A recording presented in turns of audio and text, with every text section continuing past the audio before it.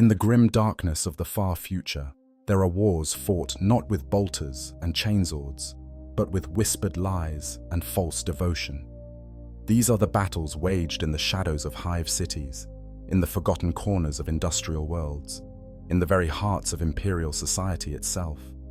These are the wars fought by those who must become the enemy to destroy it.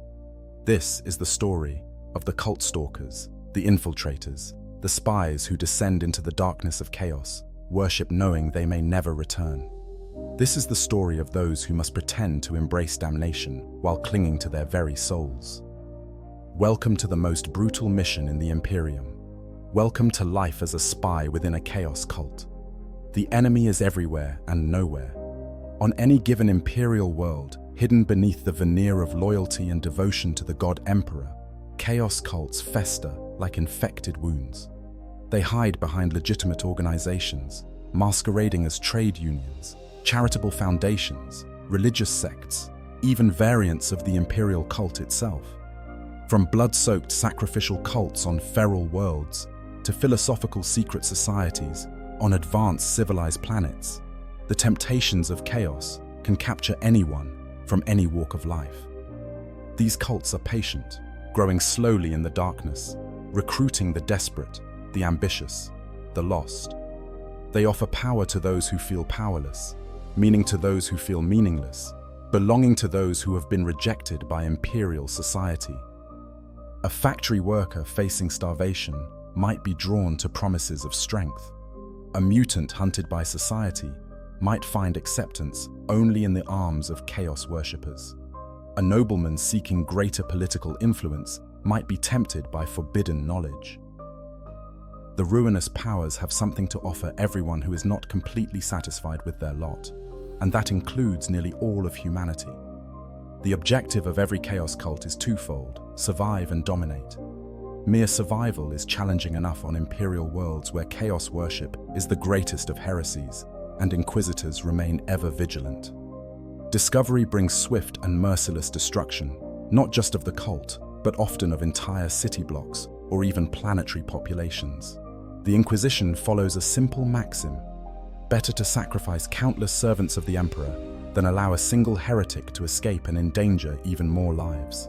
This creates an environment where paranoia is not just reasonable, but necessary, where every shadow might hide an informant, where every new recruit could be a spy sent to destroy everything. Yet cults persist. They grow. They spread their corruption through society like a virus moving through a body. As they expand in power and influence, they may eventually come to rule anything from a township to an entire planet. Some cults achieve this through legitimate political means, infiltrating governments so thoroughly that they effectively control society without ever revealing their true nature. Others wait until they grow too large to remain secret, then launch violent uprisings, calling upon their dark masters for aid. Demons tear through the veil between reality and the warp. Traitor legions answer the call. Entire worlds burn. This is why the cult stalkers exist. This is why the Inquisition recruits men and women willing to walk into hell itself, armed with nothing but lies and false devotion. Someone must infiltrate these organizations before they reach critical mass. Someone must learn their plans, identify their leaders, map their networks. Someone must become a cultist in all but soul, participating in blasphemy without being corrupted by it, witnessing horrors without succumbing to them. It is perhaps the most dangerous mission the Inquisition assigns. Death is not the worst thing that can happen to a cult stalker. Corruption is worse. Mutation is worse. Demonic possession is worse. Becoming the very thing you were sent to destroy is the ultimate failure, and it happens more often than the Inquisition cares to admit. But before we delve into the nightmares these agents face, we must first understand how they are chosen. Not everyone can be a cult stalker. The requirements go far beyond physical capability or tactical skill. What's needed is something more fundamental, more psychological, more spiritual. What's needed is the capacity to live a lie so completely that you almost forget it's a lie, while never actually forgetting, never truly giving in. That's where our story truly begins, in the selection and training of those who will walk in darkness. The Inquisition does not advertise for cult stalkers. There are no recruitment posters in the hive cities calling for volunteers to infiltrate heretical organizations. The nature of the work requires a specific type of individual, and finding them is an art unto itself. Some cult stalkers are former criminals, individuals who have lived their entire lives wearing masks and playing roles. Con artists who have perfected the art of becoming whoever their mark needs them to be. Smugglers who have learned to blend into any crowd, any social stratum, adopting the mannerisms and speech patterns necessary to survive. These individuals bring natural talents to the work, skills honed through years of deception. They understand instinctively how to read people, how to tell someone what they want to hear, how to make themselves trustworthy when trust should be impossible. The Inquisition typically recruits these criminals through the Adeptus Arbites, offering them a choice: serve as a cult stalker in exchange for a pardon, or face the full punishment of imperial law. It is not much of a choice, but those who accept understand they are trading one form of death sentence for another. At least this way, their death might mean something. At least this way, they die serving the Emperor rather than rotting in some prison hulk or being processed into servitor components. Others come from the ranks of the Adeptus Arbites themselves, judges and enforcers, whose underworld connections prove invaluable in identifying and infiltrating cults. These individuals combine street knowledge with formal training, understanding both the criminal networks that cults often hide within and the legal structures that protect imperial citizens. They know how to navigate the grey areas of hive city politics, how to work informants, how to build cases that will hold up under inquisitorial scrutiny. A smaller number are drawn from other imperial organizations. Failed Adeptus Ministorum priests who showed aptitude for deception rather than devotion. Low-level adepts of the Adeptus Administratum whose analytical minds can process the complex social dynamics of cult structures. Even occasional members of planetary noble houses who have fallen from grace but retain connections that might prove useful. The Inquisition casts a wide net, always searching for individuals with the right combination of skills, psychology, and desperate circumstances. But skills alone do not make a cult stalker. The selection process goes much deeper, probing into the very soul of the candidate. Inquisitors and their interrogators subject potential cult stalkers to extensive psychological evaluation. They must determine if the candidate possesses sufficient mental fortitude to resist corruption. This is not merely a question of faith or loyalty, though both are important. It is a question of psychological resilience, of the capacity to maintain one's core identity while submerging it beneath layers of falsehood. The candidate must be able to lie so convincingly that even they almost believe it, yet must retain some inviolable core of self that remains untouched by the lies. This paradox is difficult to achieve. Most people who are skilled at deception eventually begin to lose track of what is real and what is performance. They become their masks, forgetting the face beneath. This is disastrous for a cult stalker because the mask they will wear is that of a chaos worshipper. If they truly become their cover identity, they become damned. The Inquisition uses various methods to test psychological resilience. Candidates are exposed to mild chaos corruption under controlled conditions, watched carefully to see how they react. They are shown forbidden texts and blasphemous symbols, their responses measured and analyzed. They are placed in situations where betrayal would be easy and profitable, to see if they remain loyal when loyalty costs them. They are subjected to torture, not out of cruelty, but to determine if they can maintain their cover, even under extreme duress. Many fail these tests. Some break under torture, revealing everything. Others show signs of corruption after even brief exposure to chaos imagery, their minds proving too susceptible to the warp's influence. Still others demonstrate the wrong kind of psychological profile, showing either too much empathy, which would make them vulnerable to manipulation, or too little, which would make them unreliable and potentially dangerous. Those who pass the initial selection face an even more daunting challenge: preparation. Being naturally talented at deception is not enough. Being psychologically resilient is not enough. To infiltrate a chaos cult, one must understand chaos itself, must know the signs and symbols, the rituals and practices, the beliefs and philosophies that drive different types of cults. This knowledge is dangerous. Simply learning about chaos can corrupt the unprepared. Yet without this knowledge, infiltration is impossible. The preparation process varies depending on the type of cult the stalker is being prepared to infiltrate. Different chaos gods attract different followers and create different organizational structures. A cult devoted to Khorne, the blood god, operates very differently from one serving Tzeentch, the changer of ways. A Nurgle cult, spreading plague and celebrating decay, requires different infiltration tactics than a Slaanesh cult, pursuing forbidden pleasures and dark sensations. For infiltrating political cults, those that hide among the ruling classes and seek power through manipulation rather than overt violence, the preparation focuses on social conditioning. The cult stalker must spend weeks or even months memorizing the intricate relationships between noble families, learning the names and positions of powerful planetary governors and their cabinet advisors, understanding the hierarchies of local military personnel. They must be able to navigate high society gatherings, speaking the language of politics and power convincingly enough to fool those born into that world. This type of preparation often includes physical transformation as well. The cult stalker's appearance must match their cover identity. They may undergo cosmetic surgery, receive expensive clothing and jewelry, have their manners and speech patterns refined by tutors who teach them how to move and speak like nobility. Every detail matters.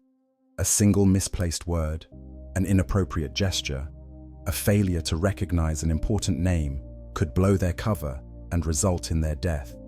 For infiltrating heretic cults, those formed around corrupted members of the Adeptus Mechanicus who have turned their technological knowledge toward forbidden purposes, the preparation is entirely different. The cult stalker must spend countless hours alongside loyal tech priests, learning their ways and examining their mannerisms. They must understand the cult Mechanicus's rituals and beliefs well enough to convincingly portray someone who has fallen away from orthodox teachings. They must learn enough about technology to speak credibly about machines and their mysteries, to engage in the binary cant that tech priests use, to recognize the signs of corrupted technology versus blessed machinery. This preparation sometimes includes augmentation. Many heretic cults require members to possess certain cybernetic enhancements, both as proof of their technical skill and as demonstration of their willingness to transcend human limitations. The cult stalker may need to receive implants and mechanical replacements, changing their very body to match their cover identity.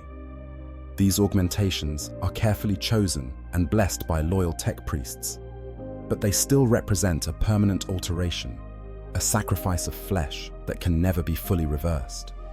The most dangerous preparation, however, is reserved for those who must infiltrate infestation cults, organizations that seek to create demon hosts, individuals possessed by warp entities. These cults require years of training and extensive surgery to prepare an acolyte to become a plausible candidate. The cult stalker must undergo extensive psychic conditioning to strengthen their mental defenses, learning techniques passed down from the most experienced Ordo Malleus demon hunters. They must be trained to recognize the signs of impending possession, to understand the vulnerabilities that demons exploit, to know how to resist if they are actually subjected to a possession ritual. Perhaps most disturbingly, they must learn to fake the signs of possession convincingly without actually being possessed. This requires them to study recordings of possessed individuals, to memorize the ways their speech patterns change, the movements they make, the things they say.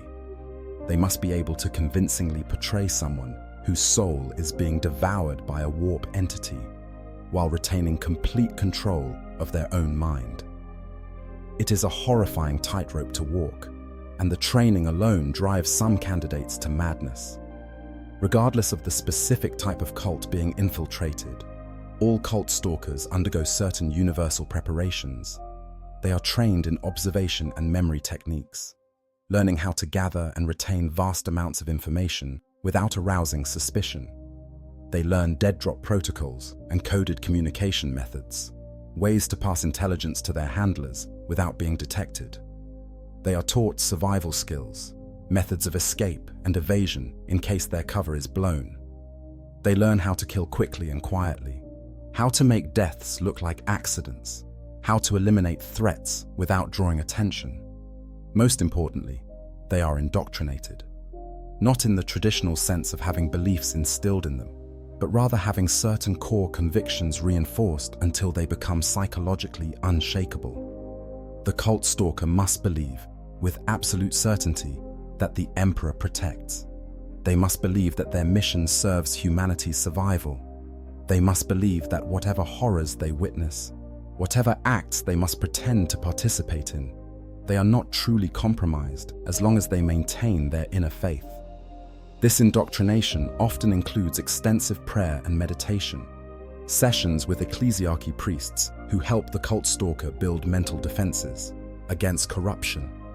Some are given holy relics to carry secretly, small icons or prayer strips hidden somewhere on their person, physical reminders of their true allegiance.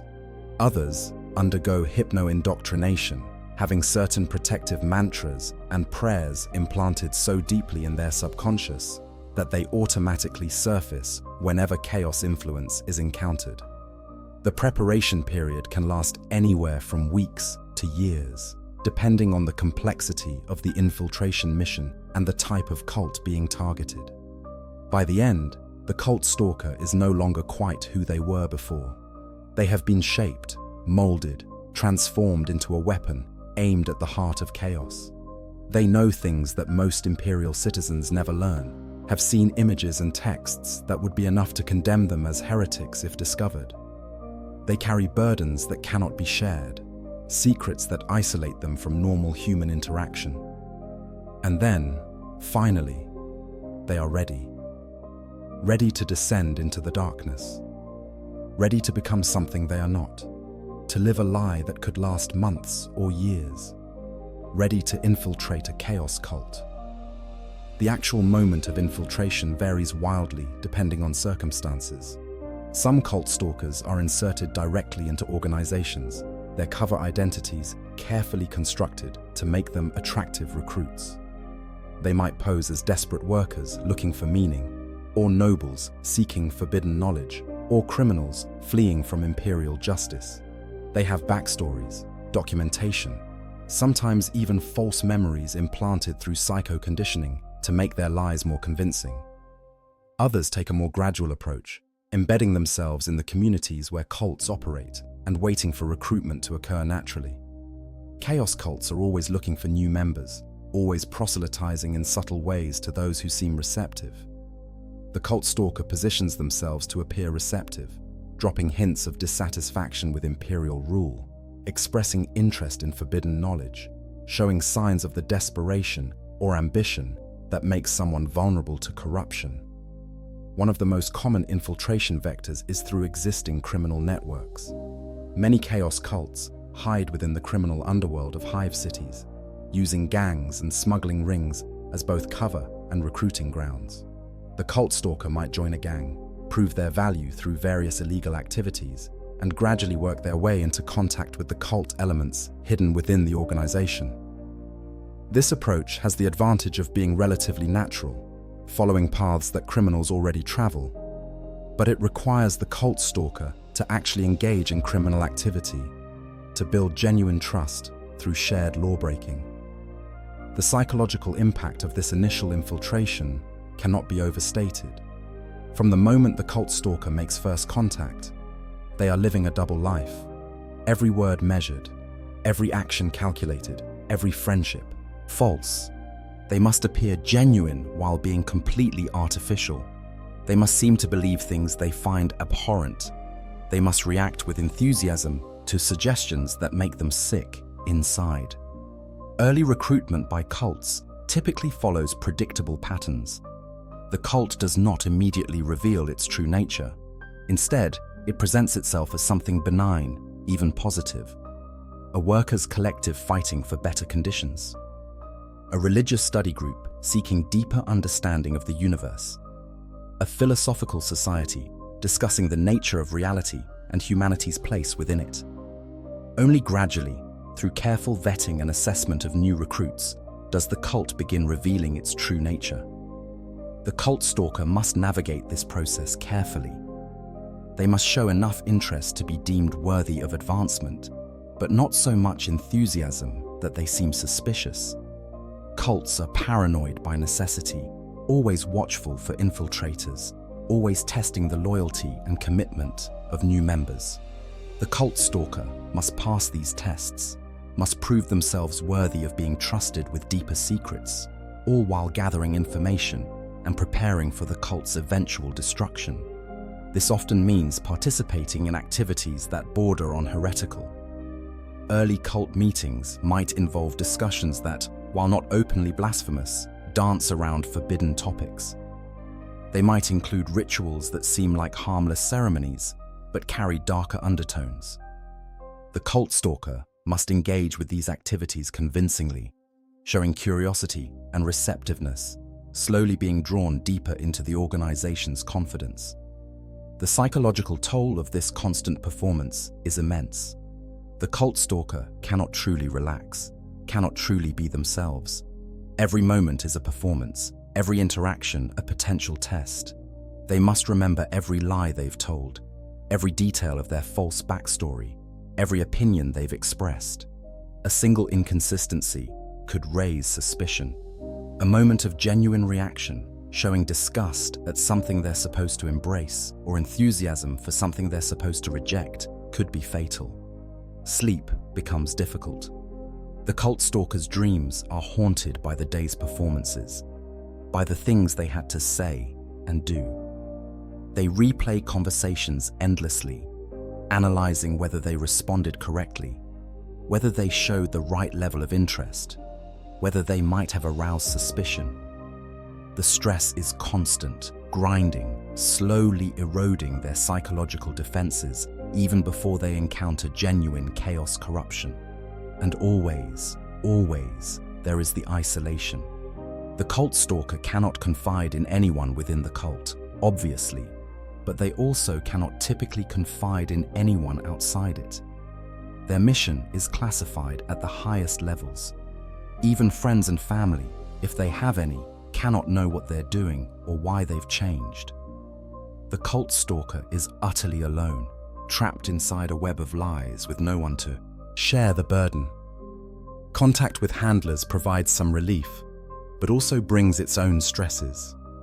These meetings must be conducted in absolute secrecy, often in the dead of night, in locations chosen to minimize the chance of observation.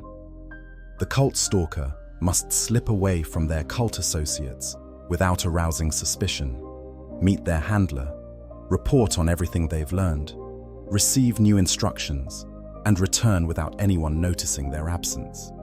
It is an exhausting addition to an already overwhelming burden.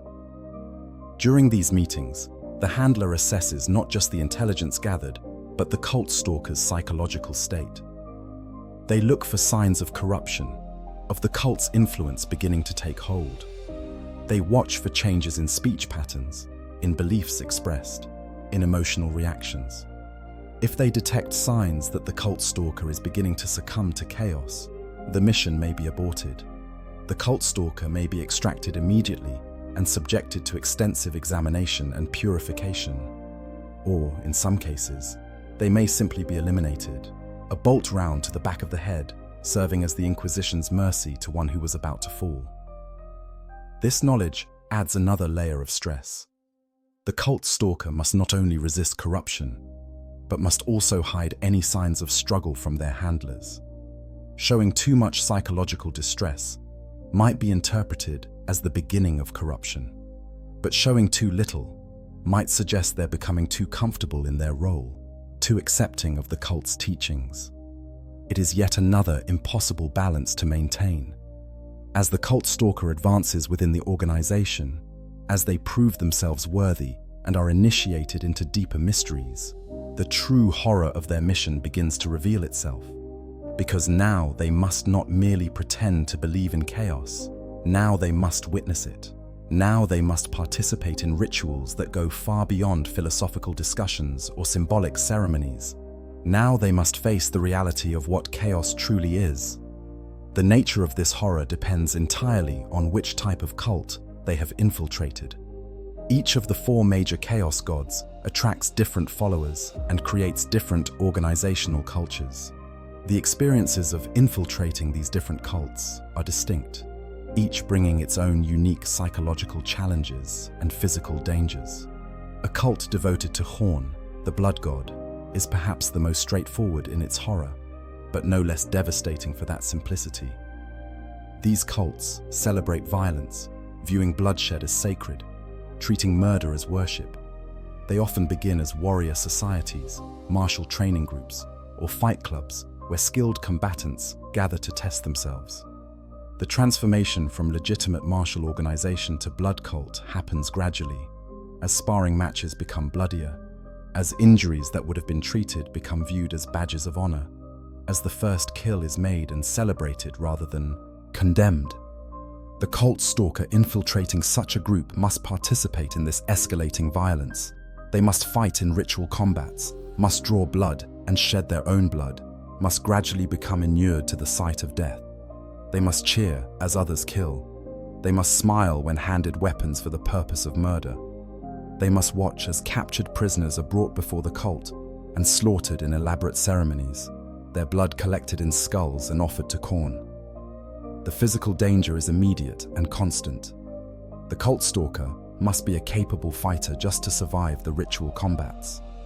But they must also be careful not to be too skilled, not to stand out too much, not to make themselves a target for those seeking to prove themselves against a strong opponent.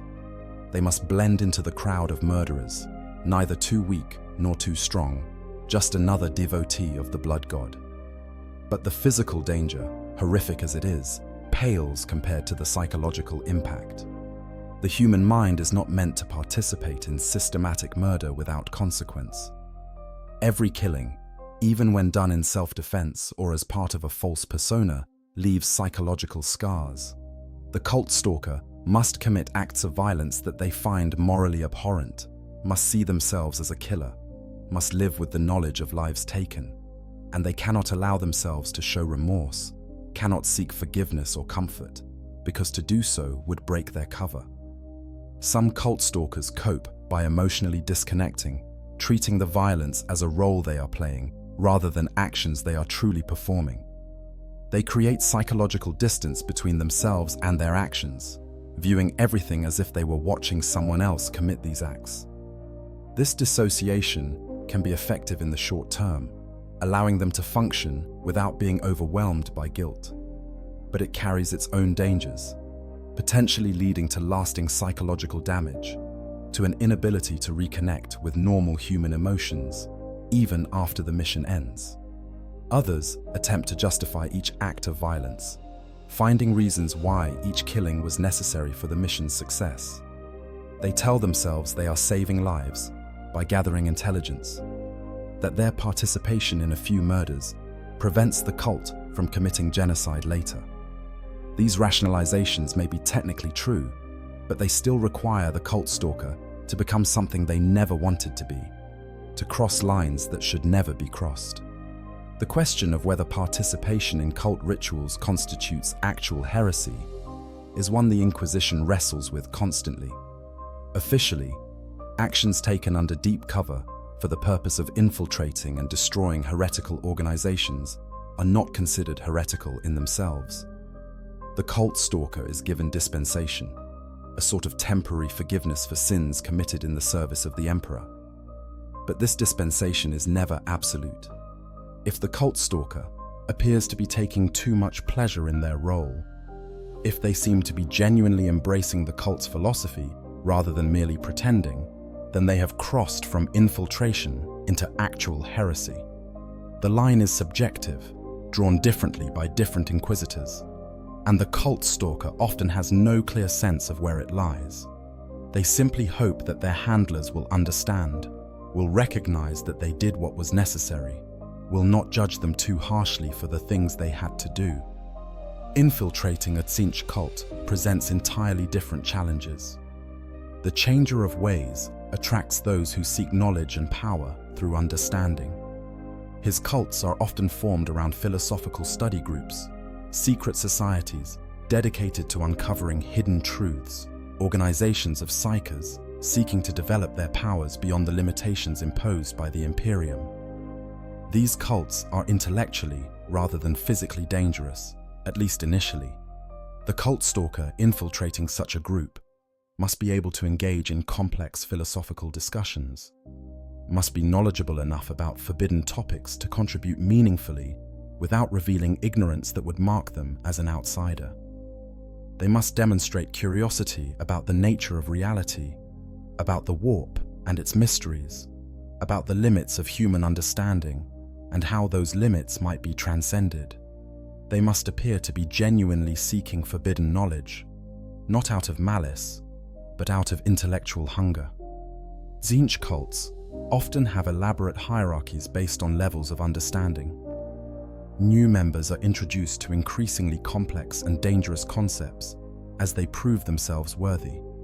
The cult stalker must advance through these ranks, learning ever darker secrets, being exposed to increasingly corrupting knowledge. They must study texts that should never be read, must contemplate philosophical concepts that twist the mind, must witness demonstrations of sorcerous power that violate the natural order of reality. The corruption here is subtle but insidious. Unlike the immediate horror of cornate violence, Tzeentch's influence works slowly, gradually changing how the cult stalker thinks. They begin to see patterns where none exist, to believe they understand hidden truths about the universe. The boundaries between infiltrator and believer begin to blur as the forbidden knowledge they've been studying starts to make a terrible kind of sense. Many Tzeentch cult stalkers report experiencing the sensation of their thoughts no longer being entirely their own. Ideas appear in their minds that they don't remember thinking. They find themselves making connections between concepts that they intellectually recognize as dangerous but emotionally feel are profound insights. They dream of impossible geometries, of futures that branch infinitely, of themselves transformed into something more than human. This mental corruption is perhaps the most difficult form to resist, because it attacks the very tool the cult stalker relies on for resistance, their mind. They cannot simply disconnect emotionally as one might with physical violence. They cannot tell themselves it's just an act, just a performance, because the act requires them to genuinely engage with corrupting ideas, to think thoughts that poison from within. The only defense is constant vigilance, continuously checking themselves against the baseline of their beliefs, forcing themselves to remember what they thought before the infiltration began. But memory becomes unreliable. Did they always think the Imperium's restrictions on knowledge were excessive? Or is that a new belief, planted by weeks of cult indoctrination? Were they always curious about the nature of chaos? Or has that curiosity been artificially enhanced by exposure to Tzeentch's influence? The cult stalker loses the ability to trust their own mind, never certain which thoughts are authentically theirs and which are corruption wearing the mask of their own consciousness. Nurgle cults present yet another form of horror. The Plague Lord attracts the desperate, the sick, the dying, those who have lost hope and seek meaning in decay. His cults form among populations ravaged by disease, in quarantine zones, in Medicase facilities where death is commonplace. They offer acceptance of suffering, even celebration of it, teaching that decay is natural and beautiful, that corruption of the flesh is a kind of transcendence. The cult stalker, infiltrating such a group, must participate in rituals of deliberate infection. They must expose themselves to diseases, must allow their body to be corrupted, must pretend to find joy in the rot spreading through their flesh. This is not merely psychological horror, it is immediate physical danger. The diseases spread by Nurgle cults are often supernatural in nature, plagues that conventional medicine cannot cure, infections that rot flesh and bone in ways that defy natural biology. To maintain their cover, the cult stalker must refuse treatment, must allow themselves to become visibly diseased. They must develop the same sores, the same mutations, the same physical deterioration as genuine cultists. Only at the deepest level of cellular structure, through extraordinary medical interventions performed before the infiltration, are they protected from the worst effects. Augmented immune systems work constantly to keep them alive, fighting a silent war against supernatural plagues, while the cult stalker pretends to embrace their own decay. The psychological impact of watching your own body fall apart cannot be overstated. The cult stalker looks in mirrors and sees a stranger, sees flesh bubbling with infection, sees skin sloughing away, sees the early stages of mutation beginning. They smell their own rot, feel the constant pain of tissue breaking down, experience the weakness that comes with disease ravaging their body, and they must smile through all of it, must act as though this is desirable, must participate in celebrations of decay while privately fighting to survive. Nurgle cultists are often paradoxically cheerful, finding a twisted joy in their grandfather's gifts. They laugh at their own deformities, delight in their sores, treat their diseases as blessings to be shared. The cult stalker must mimic this cheer, must laugh when they want to scream, must celebrate when they want to weep. They must attend rituals where cultists deliberately infect each other, where new diseases are created through sorcerous combinations of existing plagues, where prisoners are infected and their suffering studied as if it were entertainment. Perhaps most disturbing are the recruitment tactics of Nurgle cults. They often present themselves as caregivers, as organizations that help the sick and dying, offering comfort when the Imperium has abandoned them. They infiltrate Medicae facilities, replace doctors with their own members, slowly transform centers of healing into centers of corruption. The cult stalker must participate in this perversion, must help lure desperate people into the cult's embrace, must watch as hope is twisted into despair and despair into diseased acceptance. The question of culpability weighs heavily on cult stalkers in these situations. They tell themselves they are preventing greater harm, that by infiltrating the cult, they will ultimately save more lives than are lost in the process. But they must live with the knowledge of specific individuals they helped corrupt, people who might have been saved if the cult stalker had broken cover and intervened. The mathematics of the greater good offer cold comfort when you remember the faces of those you helped damn. Slaanesh cults, devoted to the dark prince of pleasure, might seem less immediately horrifying than those serving the other chaos gods. But this is deceptive. The horror of Slaanesh lies in the gradual erosion of all moral boundaries, the corruption of desire itself, until normal pleasure becomes insufficient, and ever more extreme sensations are sought. These cults often begin innocuously, as groups seeking aesthetic experience or philosophical exploration of beauty and sensation. They might gather to appreciate art, to discuss the nature of desire and fulfillment, to explore the boundaries of human experience. Only gradually do these pursuits become darker, as the quest for novel sensations leads to experiences that would be considered degenerate, then illegal, then actively harmful. The cult stalker infiltrating such a group must participate in this gradual descent. They must attend gatherings that begin as normal social events, but slowly transform into orgies of excess. They must witness and seemingly approve of practices that violate every moral standard, that use other human beings as objects for gratification, that blur the line between pleasure and pain, between consent and violation, between experience and harm. The psychological Danger here is perhaps subtler than with other Chaos gods, but no less real. Slaanesh's corruption works by making the forbidden seem appealing, by making excess seem like enlightenment, by gradually shifting what the cult stalker finds acceptable. Activities that initially seem disturbing begin to seem merely unusual, then interesting, then appealing. The cult stalker finds themselves wondering what it would be like to truly let go, to abandon restraint, to pursue experience without limits. This is compounded by the fact that Slaanesh cults genuinely do offer pleasure, at least initially. The experiences are designed to be appealing, to activate reward centers in the brain, to create genuine feelings of satisfaction and even euphoria. The cult stalker must resist these physiological responses, must recognize that they are being deliberately manipulated, that the pleasure is a trap leading to eventual corruption and damnation. The requirement to maintain cover means the cult stalker cannot simply refuse to participate. They must attend the rituals, must appear to engage in the excess, must convince other cultists that they are genuinely seeking the same pleasures. This requires an excruciating level of self-control, participating just enough to maintain cover, while not so much that they actually risk corruption. They must fake enthusiasm for experiences they find morally repugnant, must pretend to be satisfied by practices they refuse to genuinely engage in. Some cult stalkers develop techniques for creating the appearance of participation while minimizing actual involvement. They learn to seem more intoxicated than they are, using this as excuse for reduced participation. They develop trusted partners within the cult who will cover for them.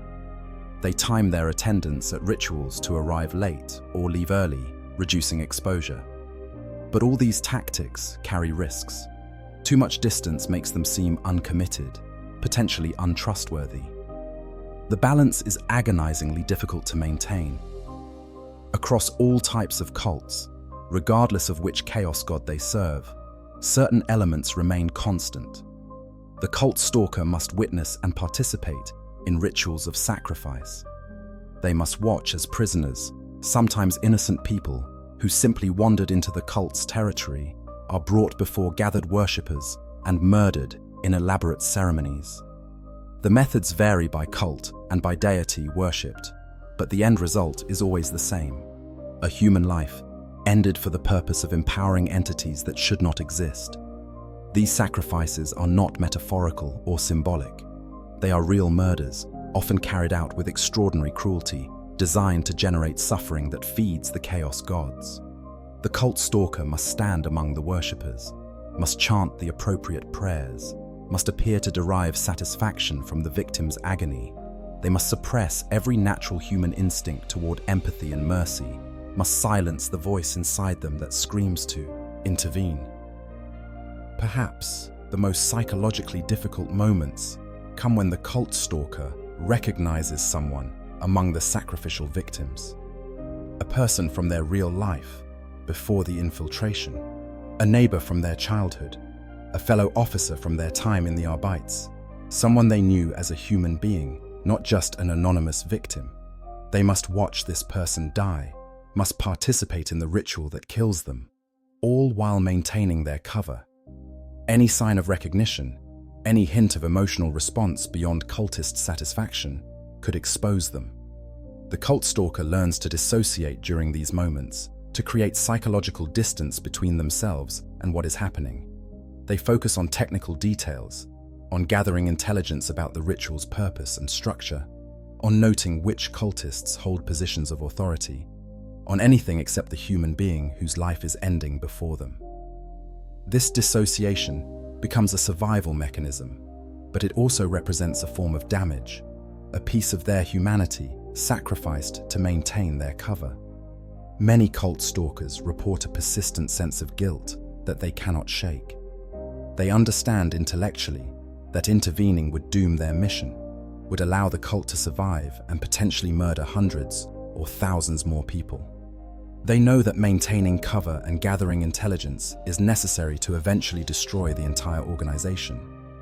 But this knowledge does not eliminate the feeling that they are complicit in murder, that by standing and watching, they become accessories to atrocity. This guilt intensifies as the infiltration continues. The cult stalker accumulates more experiences, more rituals witnessed, more victims whose faces they remember. They dream about them, wake in the night with those final screams echoing in their memory. They wonder how many people have died because they maintained their cover.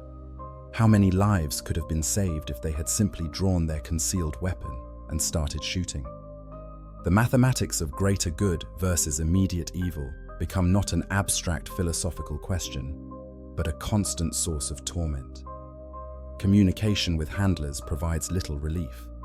The meetings are too brief, too focused on intelligence gathering, too aware of the constant danger of discovery. The cult stalker delivers their reports, describing what they have witnessed and learned, but they cannot truly express the psychological cost.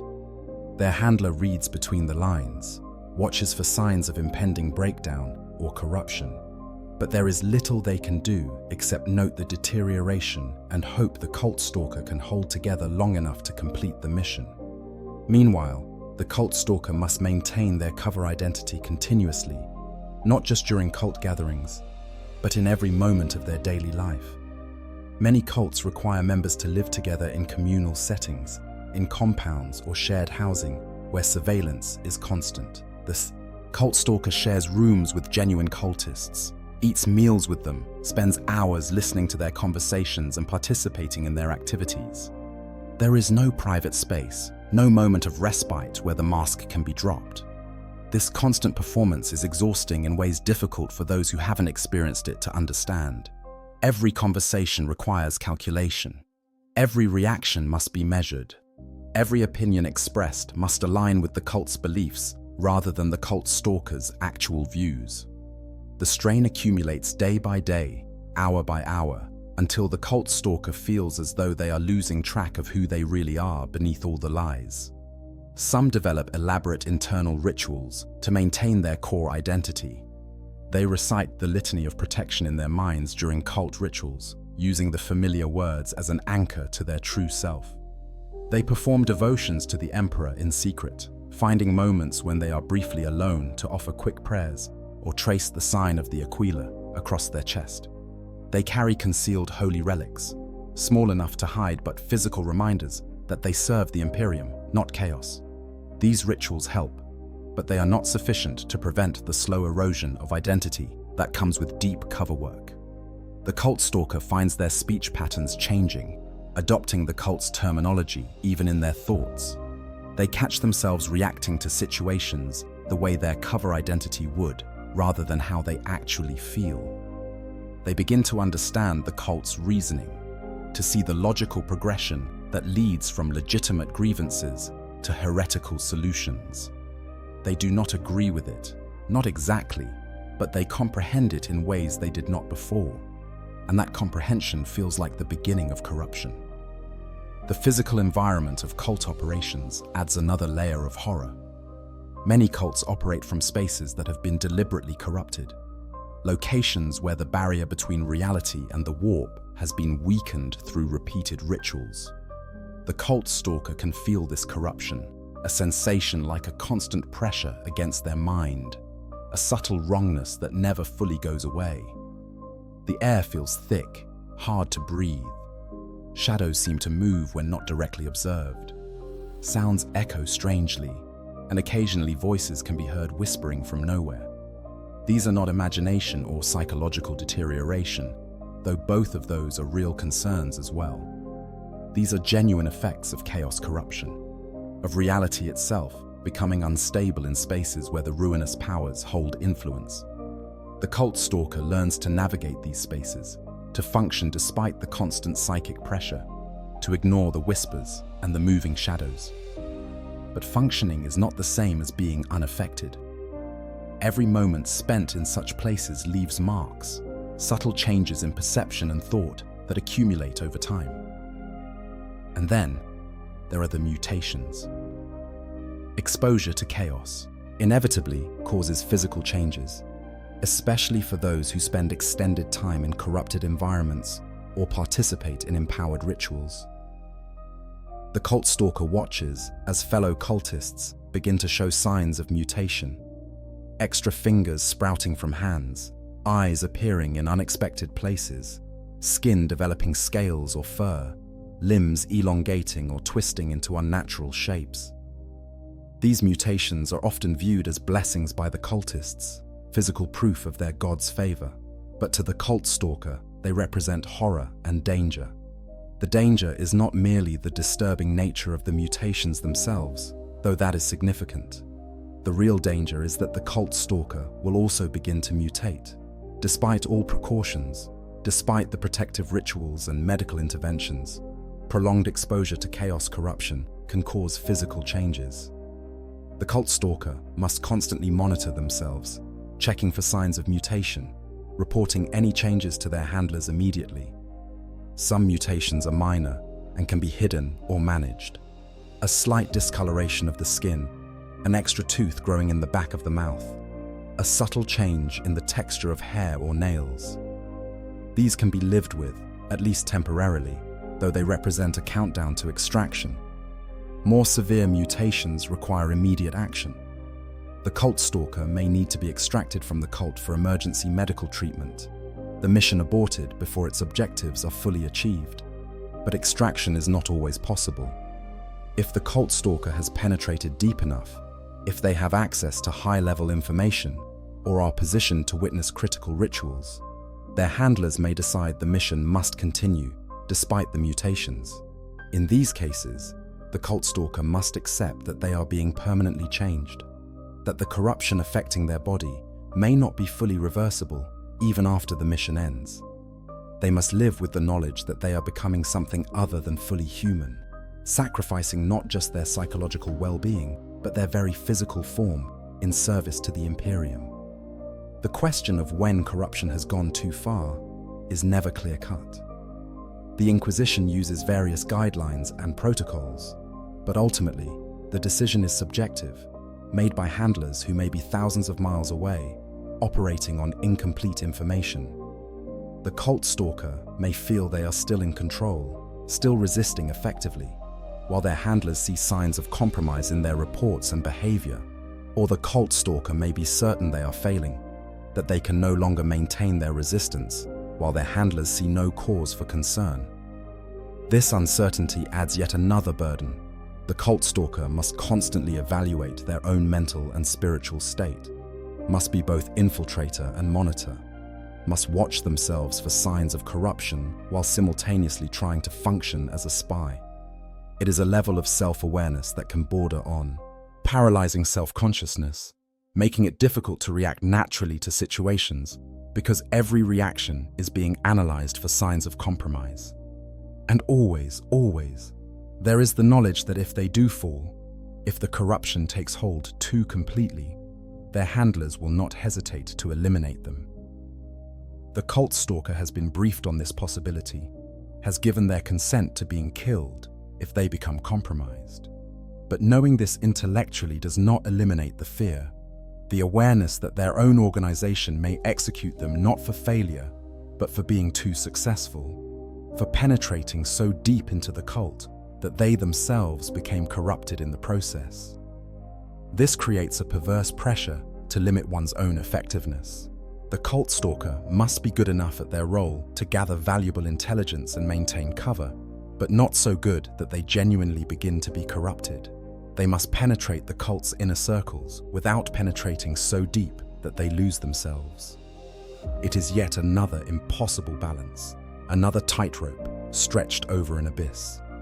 Some cult stalkers cope by setting personal limits, internal boundaries they swear never to cross. They tell themselves they will participate in rituals, but never initiate them. They will witness sacrifices, but never personally perform one. They will chant the prayers, but never truly mean them. These boundaries help maintain a sense of moral integrity, a line that separates pretending from doing. But situations arise where these boundaries must be crossed to maintain cover. The cult stalker finds themselves in circumstances where refusing to act would expose them, where they must choose between their personal limits and mission success. Most choose the mission. They cross their own boundaries, justify it as necessary, and add another weight to the burden of guilt they carry. And once one boundary is crossed, the next becomes easier, until they look back and realize they no longer remember where their original lines were drawn. The transformation is gradual but inexorable. The cult stalker who enters an organization as a loyal Imperial agent, determined to resist corruption at all costs, slowly becomes something else. Not necessarily corrupted in the traditional sense, not genuinely devoted to chaos, but changed nonetheless. They are no longer quite the person they were, no longer quite able to relate to normal human experiences, no longer quite capable of returning to their old life even if extraction occurs. This is the hidden cost of infiltration operations, the price that is rarely discussed in mission briefings. The Inquisition will tell cult stalkers that their service is temporary, that they will eventually return to normal life, that appropriate mental health support will be provided. But everyone involved knows this is a comforting lie. There is no real recovery from this work. The things witnessed cannot be unseen. The things done cannot be undone. The person who goes undercover into a chaos cult is not the same person who emerges, assuming they emerge at all. Many cult stalkers are rotated into other forms of inquisitorial service after extraction, precisely because they cannot return to civilian life. They become interrogators or acolytes, continuing to serve the Inquisition in roles that utilize their hard-won knowledge of chaos cults, while keeping them in an environment where their experiences are understood and their psychological damage can be monitored. They are valuable assets, walking repositories of information about how cults operate, what tactics work for infiltration, what signs indicate genuine corruption versus performance.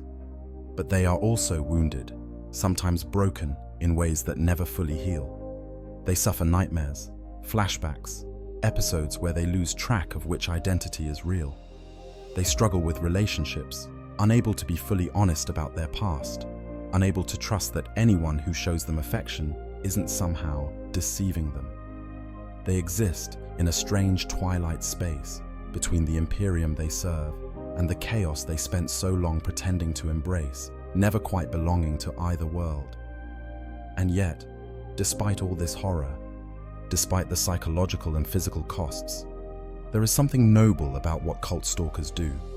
In the grim darkness of the 41st millennium, where humanity is beset on all sides by threats that seek its extinction, someone must be willing to descend into darkness. Someone must be willing to sacrifice not just their life, but their very soul, or at least risk its sacrifice, to gather the intelligence needed to keep humanity safe. Cult stalkers rarely receive recognition for their work. Their missions are classified at the highest levels, their identities often scrubbed from records even within the Inquisition. They cannot tell anyone what they have done or what they have endured. They cannot seek honor or glory, cannot expect their names to be remembered or their sacrifices acknowledged. They simply do the work, bear the burden, and hope that somehow it makes a difference. As the infiltration continues, as days become weeks become months, the cult stalker must find ways to pass information to their handlers without compromising their position. This is one of the most technically difficult aspects of the mission, requiring a combination of tradecraft, patience, and improvisation. Dead drops are the most common communication method. The cult stalker identifies secure locations where they can leave messages. Hollow spaces in walls, specific trees in forests, particular sewage pipes, anywhere that provides concealment and is unlikely to be disturbed. They establish a schedule with their handlers, leaving information at predetermined times that allow their contact to retrieve messages without direct interaction. The cult stalker might be gathering intelligence in the evening, writing their report late at night when other cultists sleep, then depositing it at 0300 hours in the morning, knowing their handler will check the location at 0400. These dead drops must be extremely sophisticated because cults are paranoid organizations, constantly watching for signs of infiltration. The cult stalker cannot simply write out information on paper and leave it somewhere. The message must be encoded, disguised as something innocuous, protected against discovery. They might use microdots, reducing entire pages of intelligence to points invisible to the naked eye, hidden on mundane objects that are left at the drop location. They might use book codes, marking specific words in publicly available texts that combine to form messages. They might use chemical indicators, seemingly random patterns that reveal information only when treated with specific compounds. The preparation required to make these drops is extensive. The cult stalker must find opportunities to create their messages without being observed, must possess the tools necessary for encoding, must have memorized the schedule and protocols so thoroughly that they can execute them while exhausted and stressed. And they must do all this while maintaining their cover identity, somehow finding time and privacy in an environment where they are constantly surrounded by other cultists. Physical meetings with handlers do occur, but are rare and dangerous. They require the cult stalker to separate from the cult without arousing suspicion, meet their contact at a secure location, conduct their business, and return before their absence is noted. Every such meeting is a risk, a potential exposure point that could compromise the entire mission. They are reserved for circumstances where the intelligence is too complex for dead drops, or where the handler needs to assess the cult stalker's condition directly.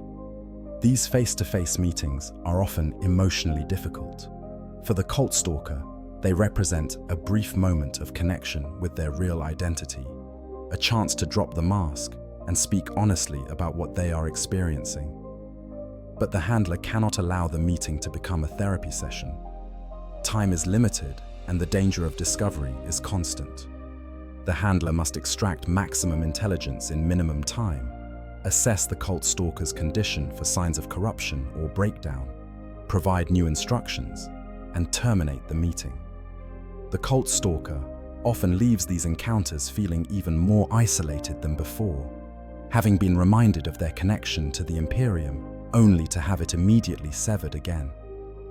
The intelligence gathered through infiltration is extraordinarily valuable, but also incredibly specific. The cult stalker learns the identities of cult members, maps their organizational structure, identifies their bases of operation, documents their rituals and practices. They provide information that allows the Inquisition to understand not just that a cult exists, but exactly how it functions, who leads it, what its goals are, and most importantly, when and where it can be most effectively destroyed. This last point is crucial. The Inquisition rarely strikes against cults immediately upon discovering them. Instead, they use infiltrators to gather comprehensive intelligence, waiting until they understand the full extent of the organization before moving. A premature strike might destroy the visible elements of a cult while missing hidden cells that would then go deeper underground. Better to wait, to map the entire network, to identify every member and sympathizer, and then strike with overwhelming force that eliminates the threat completely. But this strategic patience creates additional psychological burden for the cult stalker. They watch the cult grow stronger, recruit more members, perform more rituals, sacrifice more victims, all while knowing they have already gathered enough information for a strike. They must trust that their handlers understand the strategic situation better than they do, that the delay serves a larger purpose, that the additional suffering is justified by the more complete victory that will eventually come. Sometimes that trust is misplaced. Sometimes missions go wrong. Sometimes cults discover their infiltrators. The moment of exposure when a cult stalker's cover is blown is one of absolute terror and desperate violence.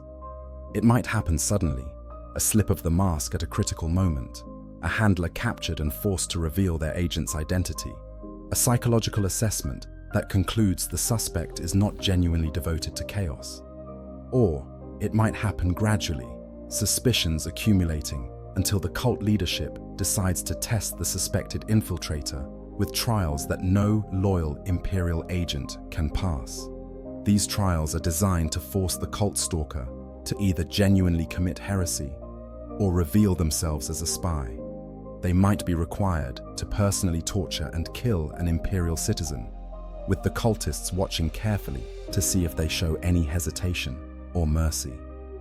They might be exposed to chaos corruption so intense that genuine corruption would be immediate and obvious, with the expectation that a true devotee would embrace the change while an infiltrator would resist. They might be subjected to demonic scrutiny, psychic examination by entities that can see into the soul and detect loyalty to the Emperor as clearly as humans see light. If the cult stalker is clever and well-trained, they might be able to pass these tests, might find ways to maintain their cover even under extreme pressure. But more often, these tests are designed to be impossible, and the cult recognizes the spy for what they are. What follows is nightmare. The cult does not simply execute infiltrators.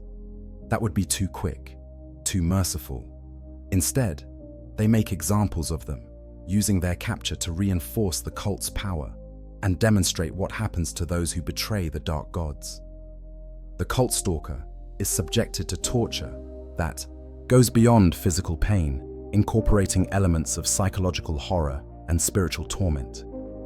They are shown the consequences of their mission, forced to watch as other captured agents are killed, told that their efforts were futile, that the Inquisition cannot save them. Many cult stalkers are equipped with suicide devices for exactly this scenario. A poison tooth that can be bitten to induce immediate death. A subcutaneous implant that can be triggered to destroy the brain. Anything that allows them to deny the cult the satisfaction of their torture and prevent them from being forced to reveal information about other operatives or inquisitorial operations. The decision to activate such a device requires extraordinary courage, the willingness to end one's own life to protect the mission and spare oneself suffering that would be beyond endurance. But cults anticipate this possibility. They search captured spies thoroughly, remove suicide devices, bind them in ways that prevent self-harm. The cult stalker who is caught must face what comes next without the mercy of a quick death. What they endure in those final hours or days is horror beyond description, suffering that serves as a warning to any other infiltrators and as entertainment for chaos cultists who delight in the pain of those who oppose them. The Inquisition makes efforts to extract compromised cult stalkers when possible. They maintain rapid response teams specifically for this purpose, assets positioned to strike quickly if an infiltrator signals that their cover is blown. But extraction is not always possible. Sometimes the cult stalker is captured too quickly to signal. Sometimes they are held in locations that are too well defended to assault without massive casualties. Sometimes the strategic situation dictates that the Inquisition cannot reveal the full extent of their knowledge about the cult by conducting an extraction that would demonstrate they had an infiltrator in place. In these latter cases, the cult stalker is abandoned. The Inquisition simply ceases contact, allows the agent to be sacrificed, and uses whatever intelligence was gathered before exposure to plan their strike against the cult. It is a cold, calculated decision, but one that preserves operational security and maximizes the chances of destroying the entire organization. The cult stalker understands this possibility from the beginning, has accepted that they may be sacrificed, but understanding intellectually does not make the reality any less horrifying when it occurs. Some cult stalkers, facing exposure and unable to escape or commit suicide, make a final choice that is perhaps the most controversial in all inquisitorial operations. They stop pretending. They embrace their rage, drop all pretense of being a cultist, and attack with everything they have. They know they will die, probably within minutes, but they take as many cultists with them as possible. They turn their intimate knowledge of the cult against it, targeting leaders, destroying cult resources, doing whatever damage they can in their final moments. This final resistance serves multiple purposes. It denies the cult the satisfaction of torture. It causes immediate damage to the organization. And it sends a message to other cult stalkers who might later learn of the event. Better to die fighting as a loyal Imperial agent than to die screaming as a captured spy. But it also compromises operational security. potentially revealing tactics and capabilities that the Inquisition would prefer to keep secret. Handlers have mixed feelings about these last stands, respecting the courage while lamenting the strategic costs. For those cult stalkers who successfully complete their missions, who gather their intelligence and survive until extraction, the experience of leaving the cult is disorienting in its own way. After months of living a lie, maintaining constant vigilance, seeing themselves as a cultist, the sudden return to Imperial identity is jarring. They are extracted from the cult either gradually, with a carefully constructed reason for their departure, or suddenly, during the inquisitorial strike that destroys the organization they infiltrated. Either way, the transition is abrupt and psychologically difficult. The immediate aftermath of extraction focuses on medical treatment and debriefing. The cult stalker is examined for mutations, tested for corruption, treated for any diseases or injuries sustained during the mission. They are questioned extensively about everything they witnessed, every detail they can remember about the cult's structure and operations.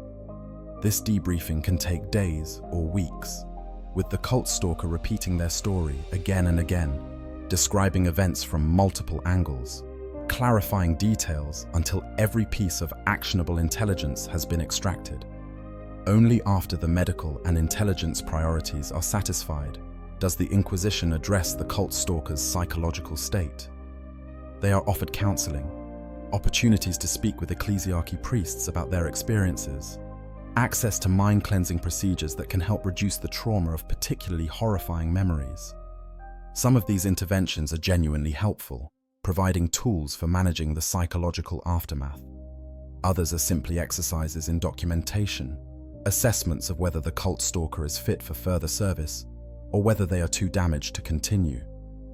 Many cult stalkers are found to be permanently unsuitable for return to normal life. They have seen too much, done too much, changed too fundamentally to blend back into civilian populations. These individuals are retained in inquisitorial service in various capacities. Some become instructors, training the next generation of cult stalkers. Others serve as analysts, using their first-hand knowledge of cult operations to interpret intelligence gathered by others. A few are deemed valuable enough to be transformed into interrogators, apprentice inquisitors who may eventually rise to full inquisitorial status. But many others simply disappear. They are given quiet postings in remote locations, assigned to monitor activities in areas where little happens, essentially retired without the official designation. They are paid, housed, kept under observation to ensure their corruption does not manifest in dangerous ways. But they are no longer considered truly useful. They exist in a strange limbo, neither fully part of the Inquisition nor released from service, carrying their secrets until death finally grants them rest. A small percentage of cult stalkers are determined to be compromised despite successfully completing their missions. The signs of corruption they display are subtle but unmistakable to experienced inquisitors. Perhaps they speak too enthusiastically about certain cult practices. Perhaps they show too much understanding of chaos philosophy. Perhaps psychological testing reveals thought patterns that suggest the beginning of genuine conversion. These individuals are not punished, exactly. They fulfilled their mission parameters and provided valuable intelligence. But neither can they be allowed to remain free, potentially spreading their corruption to others. Their fate varies depending on the severity of corruption and the Inquisitor's philosophy. Some are subjected to intensive purification rituals, combinations of prayer, psychic cleansing, and in extreme cases lobotomy that removes the corrupted portions of their memory. Others are simply executed, a bolt round to the head, serving as the Emperor's mercy to a faithful servant who did their duty but was damaged beyond recovery. A few are transformed into specialized servitors, their knowledge preserved while their free will is destroyed, turned into living databases that can be consulted without risk of them spreading corruption. The Inquisition maintains careful statistics on cult stalker outcomes, tracking survival rates, mission success rates, and corruption rates. The numbers are sobering. Less than half of all cult stalkers survive their first deep cover assignment. Of those who survive, less than half are deemed fit for further infiltration missions.